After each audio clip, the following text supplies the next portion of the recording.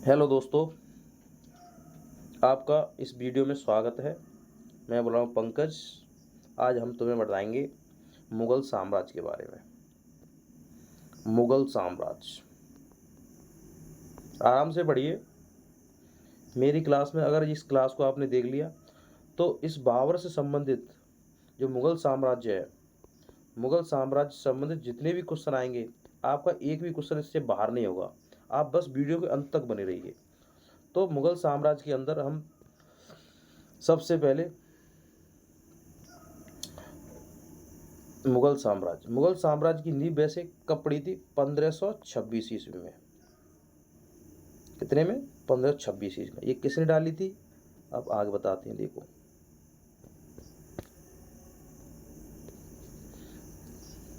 सबसे पहले हम इस बाबर के बारे में चर्चा करेंगे जिसने मुग़ल साम्राज्य की नींव डाली। कौन था? कहाँ का था? कहाँ से आया?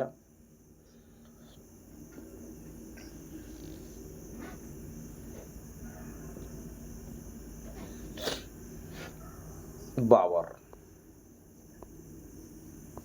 बाबर देखो, बाबर का जन्म 14 फरवरी को, कितने तारीख को? 14 फरवरी को 1483 ईसा पूर्व में, 83 ईस्वी में अफगानिस्तान के, कौन सी जगह? अफगानिस्तान के एक छोटा सा राज्य था, छोटा राज्य। क्या नाम था उसका? नाम था फरगना। फरगना में इसका जन्म हुआ था। एक छोटा सा राज्य था फरगना। यहां तक क्लियर हुआ दोस्तों? छोटा सा राज्य, क्या नाम था उसका? फरगना। फरगना में इसका जन्म हुआ था। अब इनके पिता का नाम क्या था वो देखो आप। इनके पिता का नाम, पिता कौन थे इनके? पिता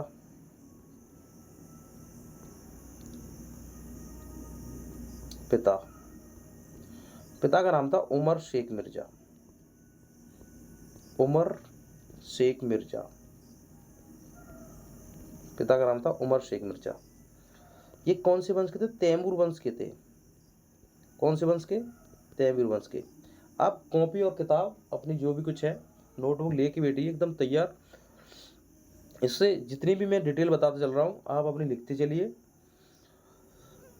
मैं आपसे वादा करता हूँ, मुगल साम्राज्य संबंधित कोई भी आपका क्वेश्चन परीक्षा से बाहर नहीं होगा। आप बस वीडियो के अंत तक बने रहें। इनकी माता थी जो चंगेज खां वंशज की थी। चंगेज खां के वंशज की थी। और माता का नाम क्या था? माता का नाम था, नाम देखिए, माता का नाम था कुतलुग निगार बेगम। कुतलुग निगार बेगम इनकी माता का नाम था, जो चंगेज खां के वंशज की थी। कहाँ की थी दोस्तों? चंगेज खां के। अब आगे देखते थे, एक एक चीज नोट करते चलीजिए, बस आपको एकदम पूरा मिलेगा। एक भी जानकारी आपको इससे छूटेगी नहीं। बाबर बाबर ने बाबर ने ही मुगल साम्राज्य की नींव डाली थी भारत में। सबसे पहले बाबर ने अपनी एक आत्मकथा लिखी थी। आत्मकथा क्या थी? आत्मकथा का नाम था तुझके ए बाबरी। तुझके बाबरी तुझके बाबरी, जो उसने चंगताई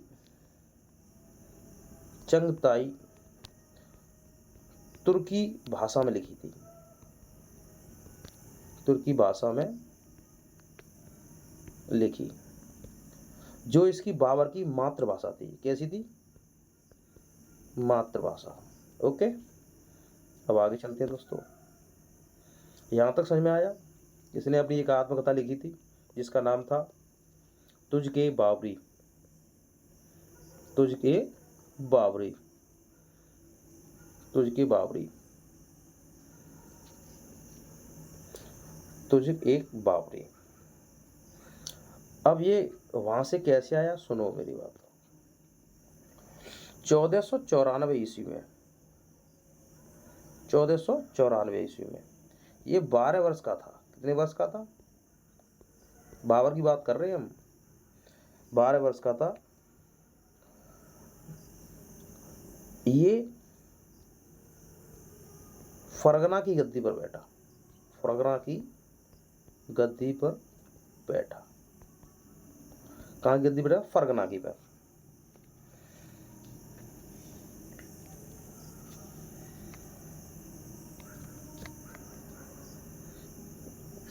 चौदह सौ चौरानवे ईस्वी में 12 वर्ष की आयु में ये फरगना की गद्दी पर बैठा।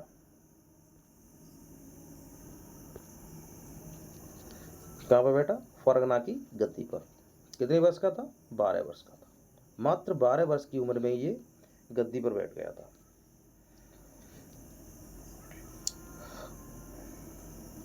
सबसे पहले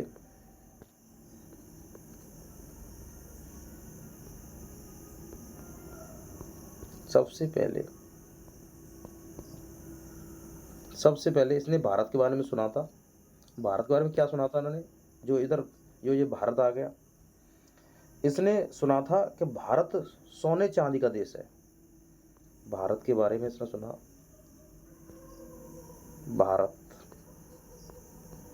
भारत इसने सुना था कि ये भारत है, ये सोने चांदी का देश है, सोने चांदी का देश है।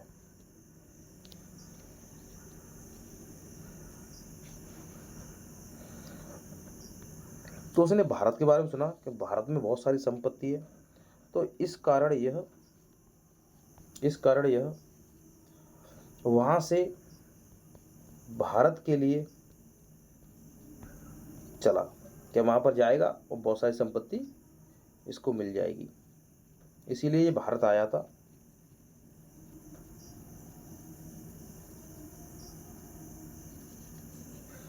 ये शुरू में भारत को भारत नहीं कहता था, ये जो पंजाब क्षेत्र है उसे ये भारत कहता था, जो पंजाब वाला क्षेत्र है ना उसे ये भारत कहता था। बाबर है।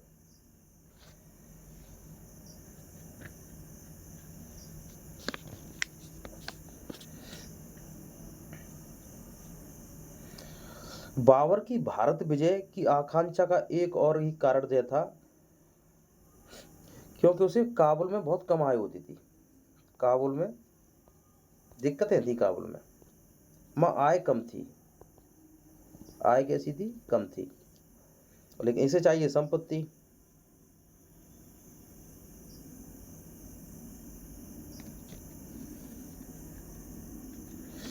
और इधर भारत में 1517 ईस्वी में सिकंदर लोदी की मृत्यु हो चुकी थी।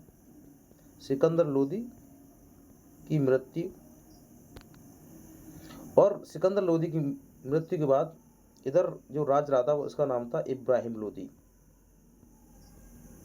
इब्राहिम लोदी, इधर जो राज चला रहा था उसका नाम था इब्राहिम लोदी। यहाँ तक समझ में आया दोस्तों, ये भारत किस लिए आया था। इसने सुन रखा था कि भारत सोने चांदी का देश है। कैसा देश है, सोने चांदी का। और ये शुरू में पंजाब को भारत कहता था, ना कि पूरे भारत को क्योंकि इसने भारत देखा नहीं था, केवल ये पंजाब जो क्षेत्र था उसे ये क्या कहता था कि पंजाब भारत है। कैसा है, पंजाब भारत है।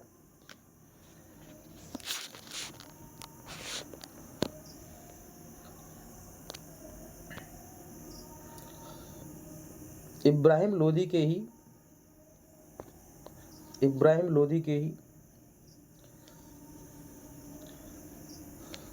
के टाइम पंजाब में, कहां पर, पंजाब में एक व्यक्ति था जो उसका सूबेदार था, पंजाब का सूबेदार था, उसका नाम था दौलत खां लोधी। दौलत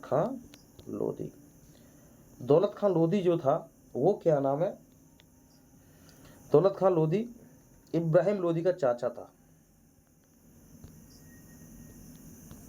इब्राहिम लोधी का चाचा। इब्राहिम लोदी का चाचा था ये। कौन? दौलत खां लोदी। इस दौलत खां लोदी ने ही बाबर को ही इनविटेशन किया था कि आप भारत आएं, यहाँ पर आके युद्ध करें और आप इब्राहिम लोदी को हराएं। लेकिन दौलत खां अंदर अंदर सोच रहा था कि अगर बाबर आया यहाँ पे और इब्राहिम लोदी को हरा दिया तो यहाँ की जो संपत्ति है उसे लूट के चला जाएगा, बाद में राज मेरा हो जाएगा।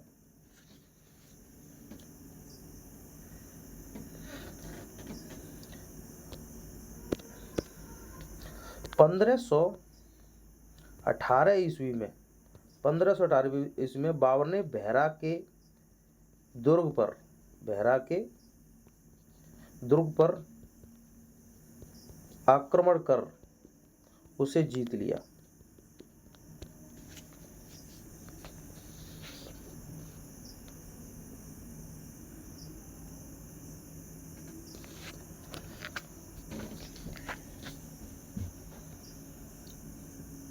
इसने यहां से बहरा के दुर्ग को जीतकर ये वापस अपने काबुल चला गया। कहां पर चला गया? काबुल चला गया।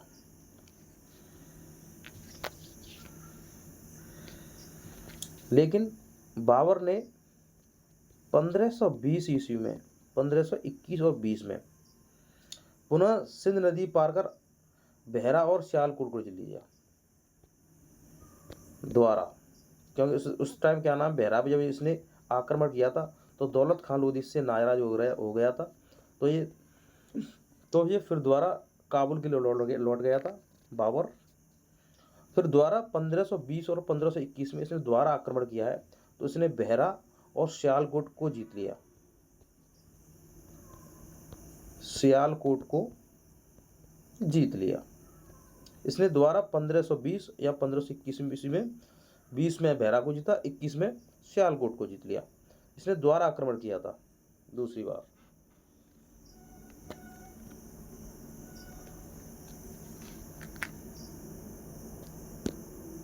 और इधर सिकंदर लोदी से दौलत खां लोदी की अनबन चल रही थी। तो दौलत खां लोदी ने क्या किया? दौलत खां लोदी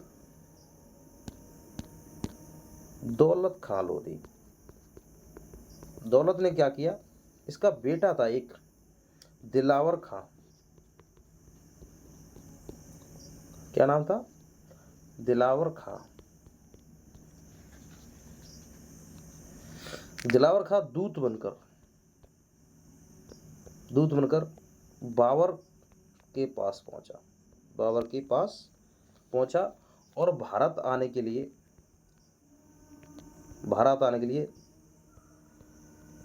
निमंत्रण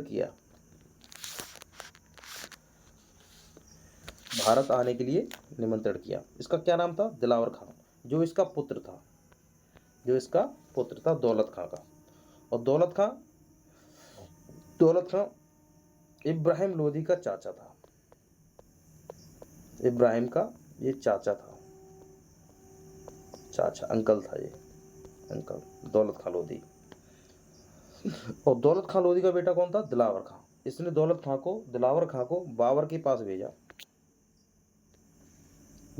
पास भेजा कि आप आइए, भारत पर आक्रमण कीजिए।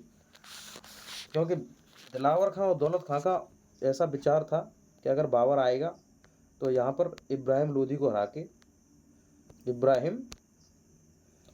के लूट के चला जाएगा और बाद में ये क्या नाम है, राजपाट मुझे मिल जाएगा। फिर क्या हुआ था? बाबर 1526 ईस्वी में 1526 ईस्वी में 21 अप्रैल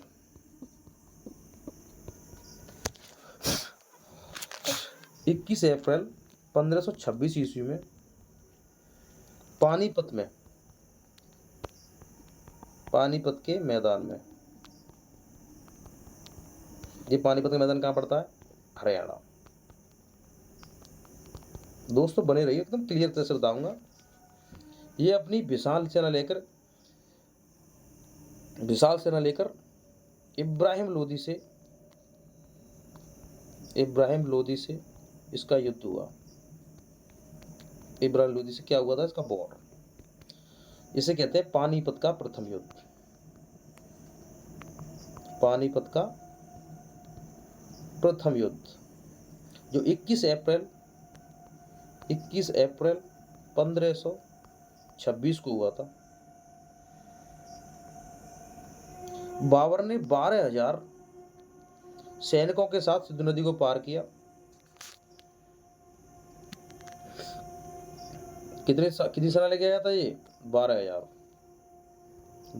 सेना लेके आया था बाबर। और साथ में इसके साथ क्या थी? तोपें भी थी। सबसे पहले भारत में युद्ध में उच्च मात्रा में तोपों का यूज करने वाला, बारूद का प्रयोग करने वाला ये बाबर ही था।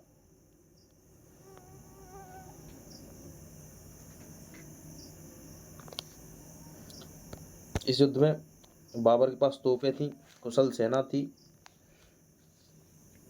तो इसने इब्राहिम लोदी को हरा दिया। इब्राहिम लोदी पानीपत के प्रथम युद्ध में 1526 में हार गया। 1526 में हार गया, इब्राहिम लोदी हार गया इसमें। और बाबर की क्या हो गई? जीत हो गई इसकी 1526 ईस्वी में। इब्राहिम लोदी एक ऐसा राजा था या ऐसा शासक था जो युद्ध में मारा गया था। कभी की क्वेश्चन पूछ लेता है ऐसे कि ऐसा कौन सा शासक था जो क्या नाम युद्ध में मारा गया था, तो वो कौन था? इब्राहिम लोदी। इसकी हत्या कर दी थी बाबर ने 1526 ईस्वी में। कुछ समझ में आ रहा दोस्तों? अब तक मैंने कहाँ तक पढ़ा दिया?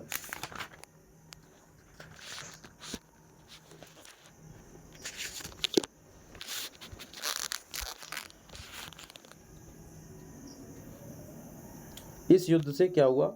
पानीपत का प्रसिद्ध जो लोधी साम्राज्य था, लोधी वंश था जो लोधी, वो समाप्त हो गया। लोधी वंश का क्या हुआ? लोधी वंश के लिए खत्म हो गया। और दिल्ली से लेकर आगरा तक बाबर का कंट्रोल हो गया। दिल्ली से लेकर आगरा तक बाबर के अंदर आ गया।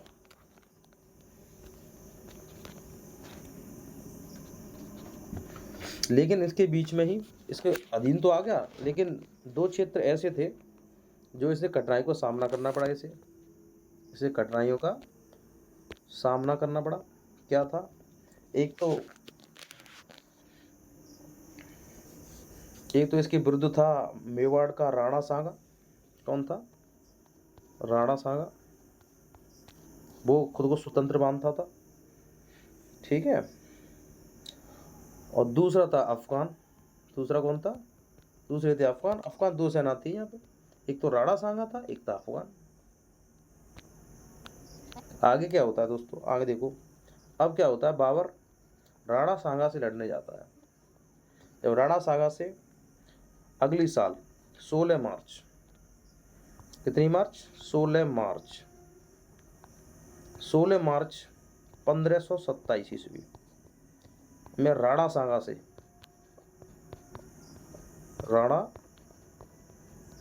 से खानवा का युद्ध होता है।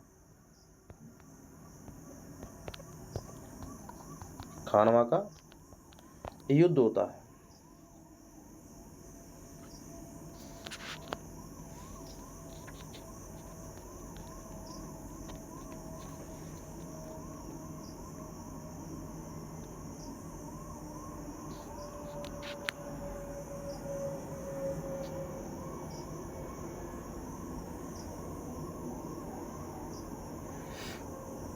इसमें जो राणा सांगा था, इसका एक आदमी और सहयोग कर रहा था। कभी कभी पूछ लेता है क्वेश्चन। उसका नाम था, मेवात का शासक था।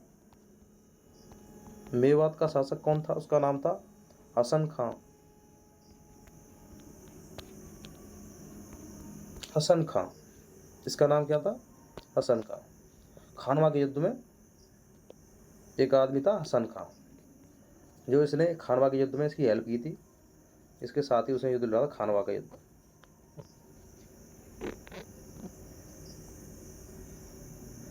और इस युद्ध में दोनों बाबर से हार गए। 1527 में खानवा के युद्ध में दोनों इससे हार गए। एक हसन खां, हसन और एक राणा, दोनों राणा साहब और हसन खां दोनों हार गए इससे।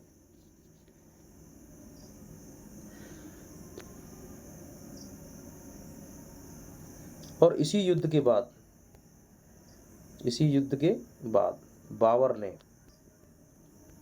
बाबर ने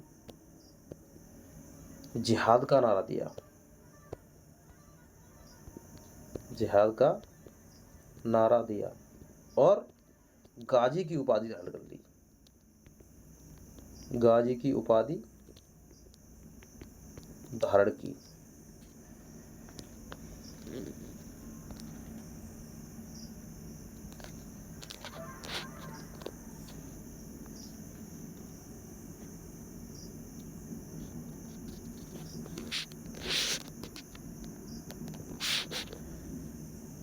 आगे क्या होता देखो दोस्तों।